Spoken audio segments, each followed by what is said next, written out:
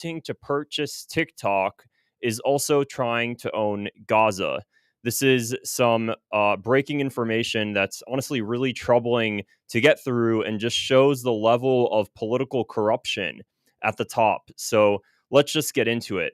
You might have heard of Larry Ellison. He is the individual right here. He is the CEO of Oracle that's currently in the process of becoming the largest shareholder of TikTok, of course, with the Trump administration's approval. Well, Larry Ellison, for those who don't know, he's a staunch Jewish Zionist. He's also on and off the world's richest man, average net worth of about $400 billion. In September, he actually he actually beat Elon Musk in being the world's largest person. So that fluctuates. And recently an article came out, and there's several articles I'm going to show you guys. This was reported actually in Israeli media that Jared Kushner and Peter Thiel are also in. How Gaza could become a tax haven that will bring about the normalization agreement with Saudi Arabia. And the article goes on to speak about how Larry Ellison is also now pledging $250 million in Gaza's reconstruction efforts, with the long-term goal of basically making Gaza a tax-free zone where billionaires can toss in their businesses, and there's lower restrictions, and they have less issues to bypass in order to just basically make an economic zone for their own disposal. Well, a lot has recently came out about Larry Ellison and just how much he owns and what he plans to do in Gaza. Just to give you guys an understanding of how staunchly Zionist this man is, take a listen to this. Tell us, what is your connection to Israel? Well, the renewal of the Jewish state is something that I think touches all of us. For 2,000 years, we were a stateless people. And now we have a country of our own, defended by all the brave men and women of the IDF. So anything we can do to support them, who devote their lives for preserving the state of Israel, keeping the people safe, and allowing our state to continue sometimes in very, very difficult situations. Notices how this guy is an American, presumed American, but he's very quick to say our state, showing like genuinely where does this man's loyalty lie? Is it with America or with Israel? I don't even understand how it's legal in America to be donating money to a foreign military. Just understand the breadth of that. Imagine being an American citizen and donating money to a foreign military. How is that even legal? Whether or not that country is your ally, how are you going about doing that? Your only allegiance should be to the country that you live in predominantly, especially when it comes to donating your own personal money to a foreign government. It's absolutely ridiculous. So his love of Israel really does know no bounds, which is why he's so heavily involved in the purchase of TikTok. One of the main reasons is to rewire the algorithm to make sure that you love Israel.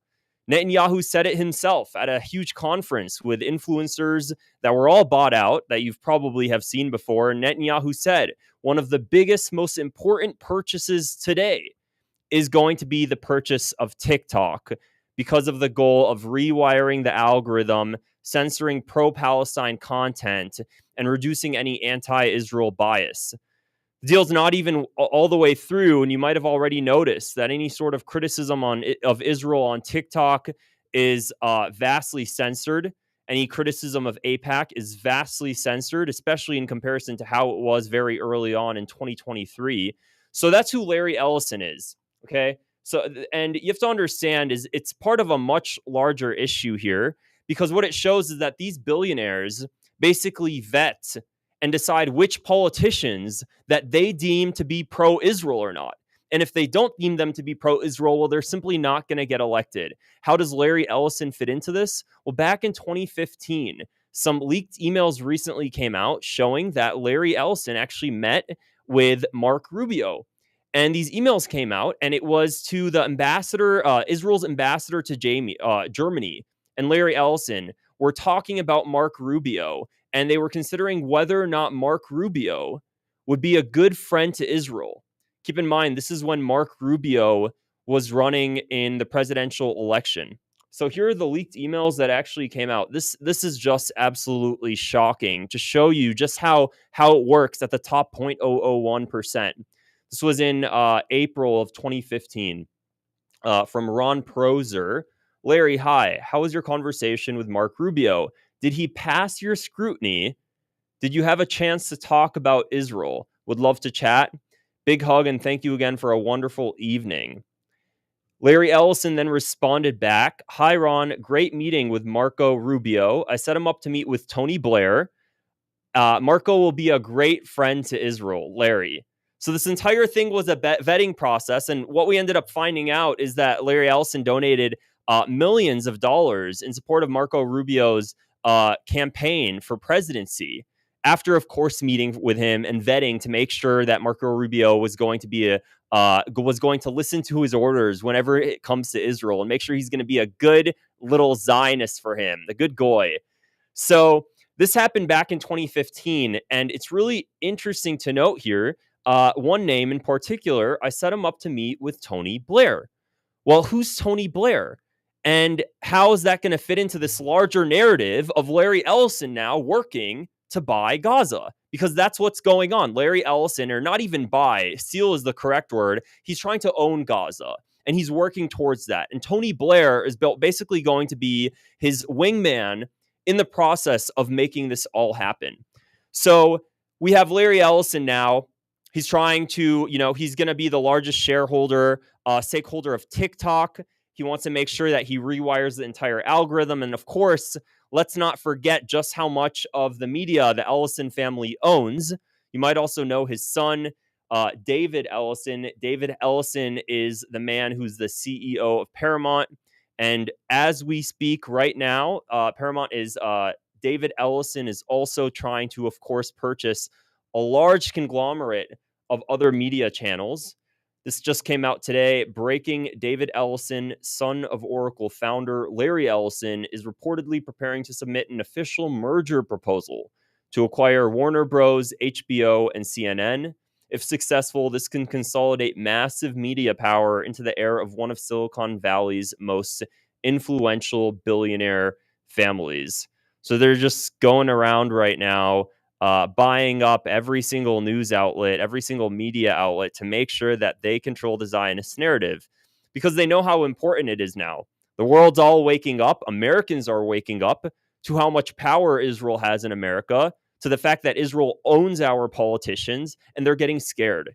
So what do they do when they get scared? They try to exert more control and more power, and they're going to try to own all of the mainstream media, which is exactly what's happening. We have a few Zionist billionaires that are trying to own and do already own much of the mainstream media, the vast majority of the mainstream media, because they want to make sure that there is not one criticizing voice of Israel. So we have Larry Ellison now, who's the CEO of Oracle, the founder of Oracle, and he monitors your data to make sure that you're being a good little slave to Israel, to make sure that you're not criticizing Israel. And if you happen to have an account that does criticize Israel, well, you're out of luck, because obviously your account's going to get shadow banned, your account's going to get censored. And eventually, if you just keep up with that and you start to grow a large platform, well, your account's just going to be outright banned. And how is Larry Ellison himself going to do that with TikTok? Well, take a listen to this and what he had to say regarding Oracle and the surveillance of your data. The police will be on their best behavior because we're constantly watching and recording everything that's going on. Citizens will be on their best behavior because we're constantly recording and reporting everything that's going on. And it's unimpeachable. The cars have cameras on them. I think we have a squad car here someplace. But those kind of applications using AI, if we can use AI, and we're using AI to monitor the video.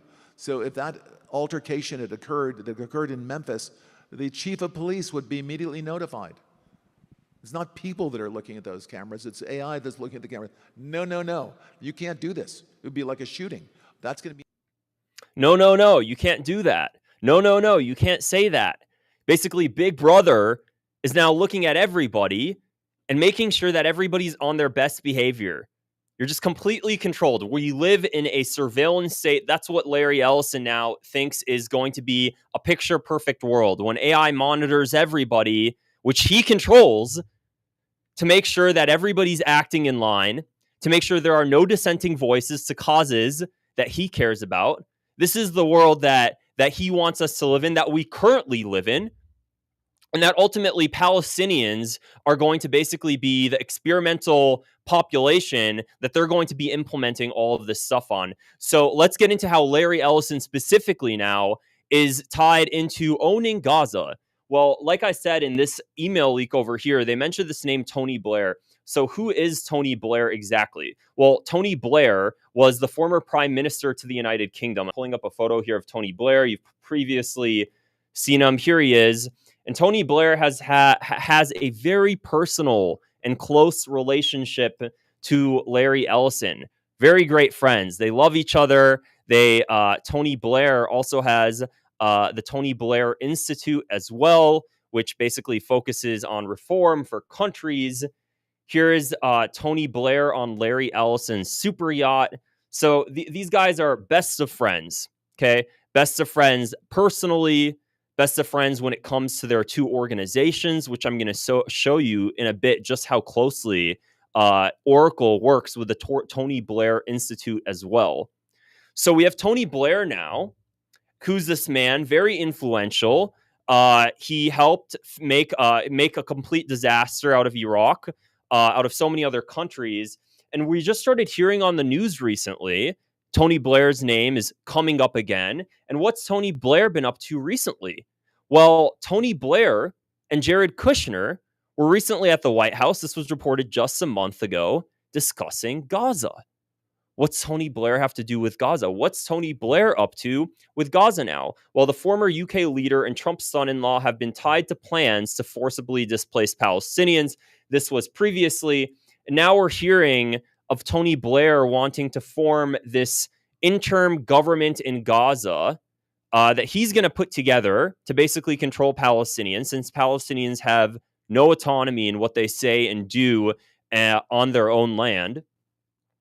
And Tony Blair joins Jared Kushner to advise Trump on the future of Gaza. Why is this man doing that? The former prime minister is said to have worked for months on a post-war plan for the territory, and we'll discuss it at the White House this week. So we have Tony Blair, who's BFFs here with billionaire Larry Ellison, who's a staunch Jewish Zionist, who is the founder, a CEO of Oracle that wants to basically monitor and create a AI surveillance state.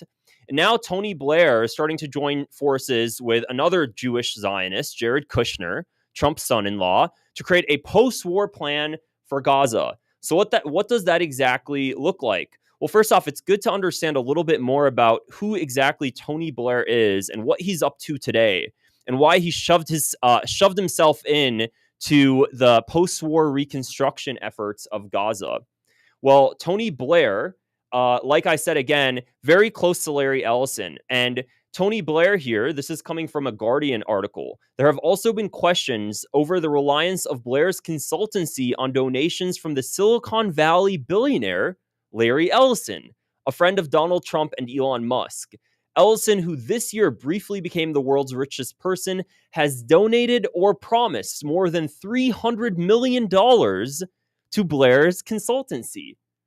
So now we know that Tony Blair, who's BFFs with Larry Ellison, of course, is receiving millions and millions of dollars, $300 million plus to be exact, to Tony Blair's institute that's going to be overseeing now the reconstruction efforts of Gaza, the Tony Blair Institute for Global Change. Somehow he got shoved into this, and we're going to have these individuals controlling Palestinians on their land. Because what? Because Palestinians have no say and can't have their own authority on their own land. All they've been wanting all this time is just to be left alone and govern on their own land. But Tony Blair thinks otherwise. So it gets even crazier to see how all of this ends up being Tony Blair just basically being a puppet of Larry Ellison, because of the fact that Larry Ellison now is bankrolling millions and millions and millions of dollars into Tony Blair's institute that's going to be overseeing the reconstruction efforts and the transitional authority of Gaza with Jared Kushner's blessing, of course. So we know now that, of course, Tony Blair is basically a puppet of Larry Ellison. He's receiving $300 million for his consultancy. So let's get a little bit more into this post-war transitional government of Gaza that Tony Blair is mapping out. He already has a pretty thorough infographic here of exactly what that's going to look like. So it's a little bit difficult to read the words over here, but what we see is the dark green box from the top left. The second dark green box from the top left is going to be an international board that's going to be overseeing all of this. And the international board of this transitional government that Tony Blair is creating, this international board is going to consist of a few individuals, 7 to 10 members. And here it is. Blair's proposal envisions a Gaza interim transitional authority government being established by a UN Security Council resolution.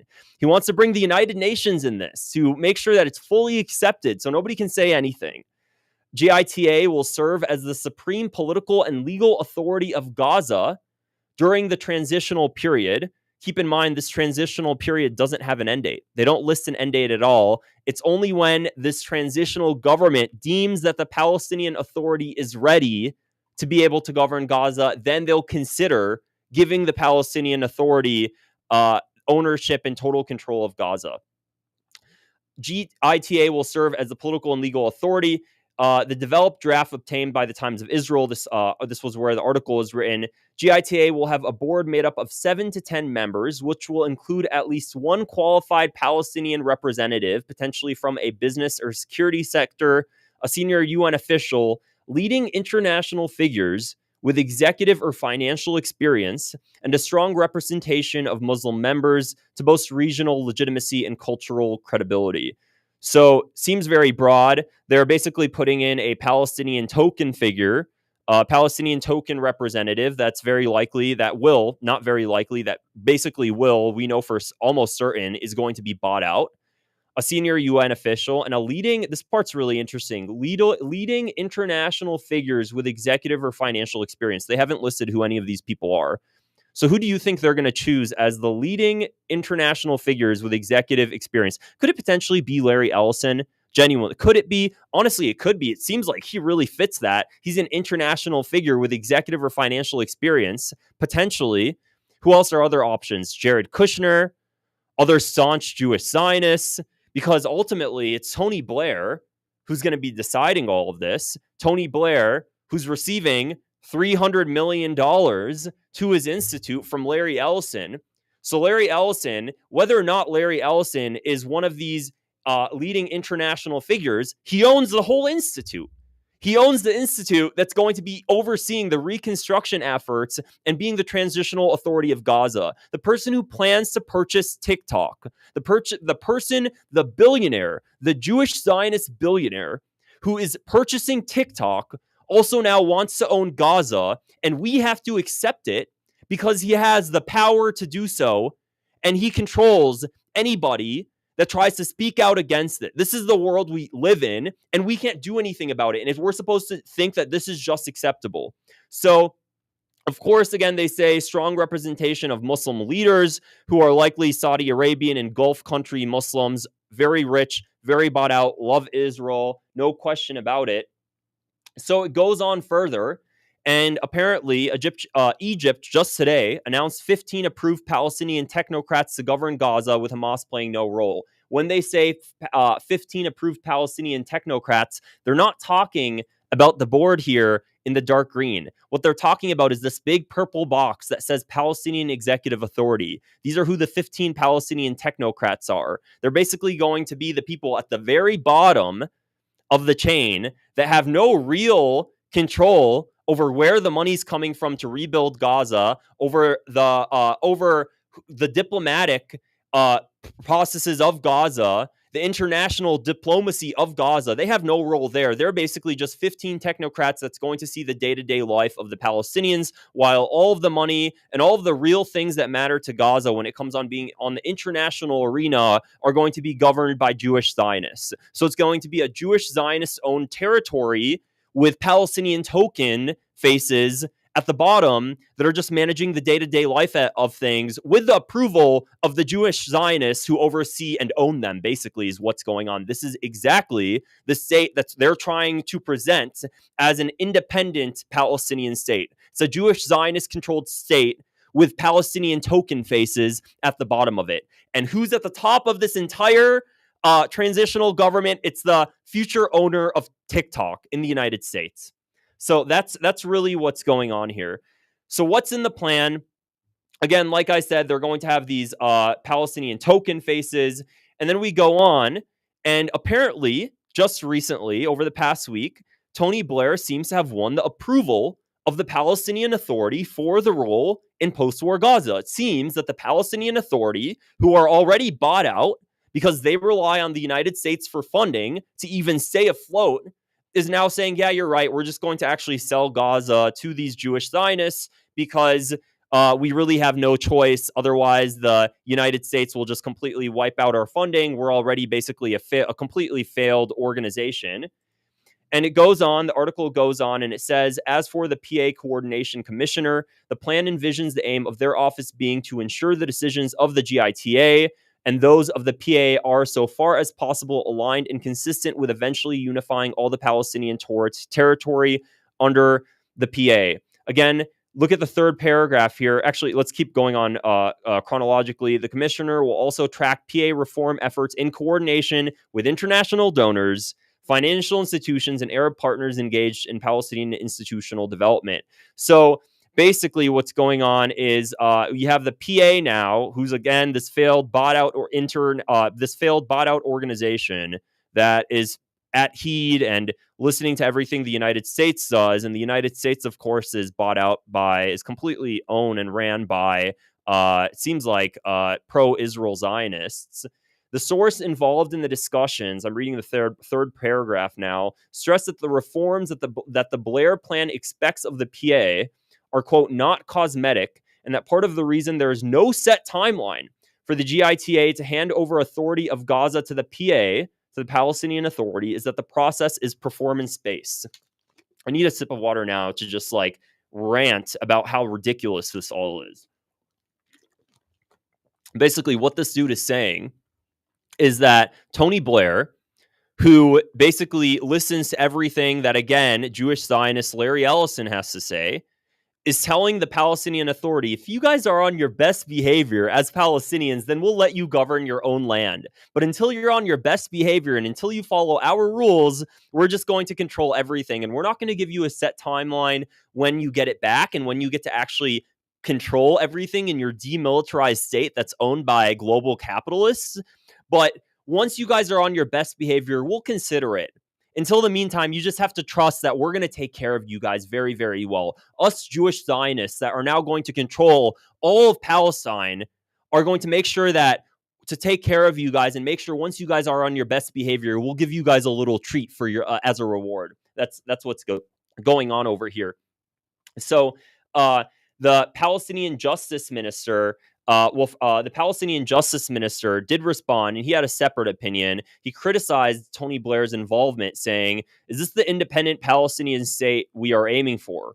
All these struggles for all these years in order to have Mr. Blair, who failed in London, who failed in Britain, who failed in Iraq, come and with all due respect at a personal level to Mr. Blair, be our guardian as if we're minors. Because, of course, Tony Blair, who, again, is basically the shadow, who's basically the puppet of Larry Ellison, now has to control Palestinians like they're little children, because that's just how things operate. If you didn't understand anything since October of 2023, is that when there is autonomy, when there isn't something that Zionists own, and when it's actually autonomous, such as TikTok, and when people on TikTok were allowed to go and speak their own opinion, and Zionists don't like it because if their opinion seems to criticize Israel. Well, what you're going to end up having is you're going to end up having Zionists with a lot of money and a lot of power and a lot of capital come forward and purchase that thing that you had autonomy in, because they have the money to do so and they have the power to do so. And very quickly, they're going to shut down any criticism and any freedom that you thought you had, because if you don't, they're going to just they're going to make it illegal. And they're going to say that it's illegal. And that's exactly what we saw with TikTok. TikTok had nothing to do with China overseeing your data. That had no reason, nothing to do with the real reason they wanted to shut down TikTok. It was clearly because of the anti-Israel rhetoric that was circulating on TikTok when people started to realize that Israel is clearly not a good ally to the United States, and Israel bought out all of our politicians. So this is how things operate. If you have any sort of autonomy that Zionists don't like, they will find a way to put you in prison, make it illegal, or end up stealing and owning your autonomy that you thought you had until you get in line with them. And if you really don't get in line, well, then there's going to start to be things like, I don't know, maybe some sort of political assassinations, whatever, to really just make sure that they ultimately have full control of the narrative and everything that you say and do. So, of course, the Palestinian Authority is just an example of that as well. They're just basically following heed to the United States, since the United States pays for them and tells them exactly what they're allowed to say and do. And now we're going to learn a little bit more about how Larry Ellison's money and how his power is turning Tony Blair's institute into a tech sales and lobbying operation for Oracle. Again, we have the Tony Blair Institute for Global Change that's supposed to be this, it sounds like, a global institute for global change. It sounds like this really well-meaning organization that just wants to help the global south. That's at least what the name seems to bring up. And then you have Oracle, which is basically it's an AI surveillance company. And they're now somehow merging together because of the fact that Larry Ellison and Tony Blair are best buds going on yacht trips together. So they're figuring out how to basically collude their companies. Again, Larry Ellison giving $300+ million to Tony Blair's institute. So what's really going on here? This part absolutely just shocked me. After leaving office, Tony Blair founded such a flurry of initiatives, from charitable foundations to paid consultancies, that it's been hard to bring up the big ones into focus. The Tony Blair Institute of Global Change, TBI, dwarfs the other works, just as it towers over UK-based think tanks. Much of the reporting, I'm on the second paragraph now, on it has focused on Blair himself, ever newsworthy, his Davos lifestyle and meetings with the world's rich and powerful. But the TBI isn't just a UK concern. It's now a global force working in at least 45 countries, a lot of them in the global south, employing other former heads of state, ex-ministers, and civil servants, and paying more than $1 million to its top earners. Now, what's this have to do with Larry Ellison, who owns Oracle, an AI surveillance company? Oracle and TBI's connections are not just rhetorical. By 2023, joint retreats had become commonplace between Oracle and Tony Blair's institute. At the institute headquarters at 1 Bartholomew Place in London, the teams would convene in the basement with executives from Oracle. Tony Blair's key advisor and Awu Ablo, who came to sit on on the board of both TBI and Oracle, sometimes present. Senior TBI employees who have been hosted at Oracle's headquarters in Austin, Texas, coordinated by a TBI employee whose role is to scale and manage the partnership with Oracle. That's how close these two organizations are. Former staff of TBI recall that there were other earlier, quote, hush-hush joint retreats at Ellison Properties in the United States. Ellison Properties, Larry Ellison, of course, is now having Tony Blair Institute executives come on to his own properties in these weird joint retreats that he's having with an organization that basically works with 45 countries. Why? What are they doing together? Because this was in efforts prior to Gaza. There was a lot more going on here. Well, let's see what a former TBI staffer had to say. It's hard to get across just how deeply connected the two organizations are. The meetings were like they're part of the same organization. It seems like that there's no lines. The organizations are just blurred together as one. They're hanging out. They're going on retreats. We have an organization that manages over and works with over 45 countries. And then we have an AI surveillance state company, which is run by a Zionist Jew. It goes on. As the TBI partnership with Oracle deepened, employees told us that they started to see Oracle staff started to slide into TBI employees' calendars and schedule meetings in order to find out what the Institute was doing in different countries and scope out opportunities, recalls one former TBI staff. Soon, employees from the two entities were having regular joint calls. Oracle, the organization that's spearheading the purchase of TikTok, is working with the Tony Blair Institute that oversees and works with 45 countries to basically control, to implement their efforts and their software, their AI surveillance software into these countries that TBI oversees and works with. This sat uncomfortably with many TBI staff, with some describing having to push Oracle's technology despite knowing that they were not in the best interests of the countries in question and even had potential to cause harm. So now we have AI surveillance softwares being shoved and sold to countries heavily from the global south to manage and oversee and run all of those countries. The risk of the so-called vendor lock-in, tying a buyer to a single supplier, was a source of unease, with one former staff saying that advising governments to use Oracle Cloud services risk trapping and indebting them in systems that are initially free, but then they will start to charge in the future.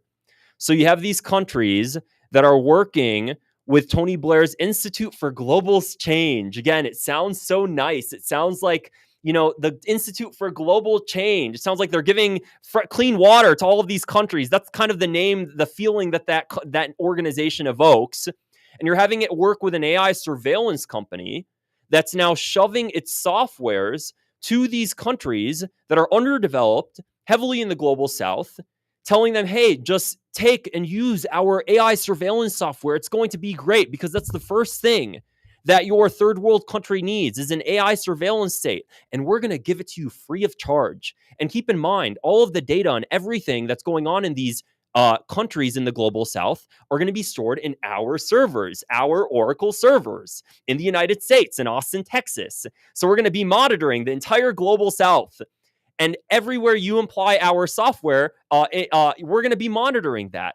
And as a retribution to that, we're going to give it to you for free, just in the beginning, to make sure that you like it and to make sure that you're too locked in. And then once we know that you're locked in and our software is embedded into the very core fabric of your country and your institutions, then we're going to start charging you, and we're going to put you in debt for life. That's what we're going to do. And we're going to make sure that we have Oracle everywhere, because we don't want to just create an AI surveillance state organization for the state. We want to create an AI surveillance state, an AI surveillance global planet. That's what Oracle's really behind. They want to make sure that they tap into every damn country. They want to implement their AI cloud storage systems into every single country, predominantly in the global south right now. And once they do that, they're going to have all of this data coming into their servers here in the United States, ran by a Jewish Zionist, to oversee everybody and to control everybody. And if you don't like that, well, we're going to make sure to overthrow your governments, and we're going to have the United States, which is basically bought out by Zionists, and our politicians are bought out by Zionists, make up some fake scenario as to why we should overthrow that government or go to war with that country that doesn't follow the Zionist orders, and to make sure that we control everything. And if we don't like the media, we're going to control that too. And we're going to purchase TikTok. And then we're going to have people like David Ellison go ahead and purchase CNN and purchase Warner Bros. Because we want to make sure we control everything. That's what they want to do. That's the long-term plan here. And we're just puppets to all of this, listening and seeing what they're trying to implement with really no power to stop it, aside from just speaking out with the last remaining voice of freedom that we seem to have here in the United States. So it goes on, because I want to explain to you and give you an actual example of what one of these countries are. Rwanda, a country where TBI, Tony Blair's Institute, has been present for more than 15 years, was so frustrated with Oracle that it issued a public tender in 2021 for a database management system, stating that it had been, quote, experiencing a very high cost for support and licensing for Oracle systems. It would like to migrate to an affordable system. Marvin, I'm not going to be able to pronounce his last name correctly, worked as a data analyst for TBI's Africa Advisory Unit in 2022 and 2023, focusing on COVID vaccine delivery. He said when he raised legitimate concerns about the costs of Oracle's AI surveillance and cloud storage software, such as a lack of power supply and cybersecurity threats when introducing new technologies to African countries, these were dismissed by more senior colleagues. I'm an African. I have lived experience. I'm saying these things, but I wasn't being listened to. You have to downplay those negative things. Of course, they're not going to listen to anybody in the global south. They're actually not going to listen to anybody in the world that isn't a fellow Zionist as well, because they're going to make sure they implement whatever they want regardless. That's kind of how things go here. So how does Larry Ellison now, we already know he's a staunch Jewish Zionist. What relationship does he have with Israeli officials? Well, he's very close to Israeli Prime Minister Benjamin Netanyahu. Of course, Larry Ellison has a private island. It seems that a lot of people have private islands and they love to bring political figures onto those private islands. Well, Larry Ellison, here we have in blue, his personal connections have brought high-profile visitors, including Elon Musk, Hollywood actor Tom Cruise, and Israeli Prime Minister Benjamin Netanyahu to the once sleepy island. Ellison's love for Hawaii, I'm reading the beginning of this paragraph now, which began in his childhood, led to his $300 million purchase of 98% of the island, Lania in pronouncing it wrong, in 2012. There, he's partnered with David Agus, a doctor who's treated Ellison's late best friend, Steve Jobs, to create Sensai, a chain of luxury wellness resorts focused on longevity. So we have Larry Ellison, billionaire, who owns a private island, who brings political figures to that island, make sure that those political figures are in line with what he says and does. Although, of course, Netanyahu and Larry Ellison are both Zionists, both Jewish Zionists that are implementing the same agenda. They're colluding together. They're talking about how they're basically going to implement their cloud, their AI surveillance state software. And here's the thing that's really important to understand here is that every single piece of technology that this AI surveillance technology, Gaza, Palestinians are their experimental figurines. They see Palestinians as a population where you can just test all of this software because this is a population of powerless people. This is a population of people that have went through so much trauma, and they are a stateless people. And we know that Israel tests its weapons on Palestinians in Gaza. Now we have Larry Ellison, CEO of Oracle, wanting to implement his AI surveillance software in Gaza to make sure that everybody in Gaza is on their best behavior, as Larry Ellison says. And once he makes sure everybody's on their best behavior and they control every single Palestinian in Gaza, then they're going to have all of these globalist billionaires come in and start to implement all of their organizations into Gaza and make sure that they get tax-free write-offs with very little restrictions on their organizations, very little restrictions, very little regulations on all of their organizations. And they're going to basically have a slave population of Palestinians that are going to be working for them at very little wages, if not just straight up modern day slavery in a way, for the Palestinians that are allowed to remain, of course, because we know not all Palestinians are going to be allowed to remain. And eventually Israel wants that entire territory, which is why they're not going to give the Palestinian Authority Gaza outright in the beginning. What they're going to do is they're going to have some dude named Tony Blair come in and say that he's creating a transitional government, and the Palestinian Authority will eventually get that territory and be able to govern it if they're on their best behavior, because I'm Tony Blair and I follow a Jewish Zionist and I can do whatever and I'm just going to be a puppet and control all of Palestinians. So that's what's going on here. So when you hear about Trump's peace plan for Gaza is giving a billionaire all of Gaza, owning it, and stating that they now have a peace plan and they want Hamas to disarm, and Hamas is eventually going to disarm, is what they say. And if they don't, they're going to make sure that they do in some way, make sure that we do, as Trump said it, because of course, we sounds like it's giving the connotation of the United States as well. This was in Trump's press conference just yesterday, saying the word we. So that's what's going on. So when people talk about, oh, there's a ceasefire now, what's going to happen with Gaza? What's a two-state solution going to be? You want to know what a two-state solution, quote, would look like? Two-state solution would look like a demilitarized territory of Gaza and the West Bank with global capitalists owning all of that territory and putting very little regulations on the entire territory so Jewish Zionists can come in and implement all of their organizations into that territory with tax-free write-offs and have a slave population that's going to be doing whatever they say and do. And that's going to be the Palestinians' freedom. That's what it looks like right now. So when people tell you what's going on with Gaza, what's going to be the outlook for Gaza, if there are millions and billions of dollars going into the reconstruction of Gaza, no, that is not coming in with good intent.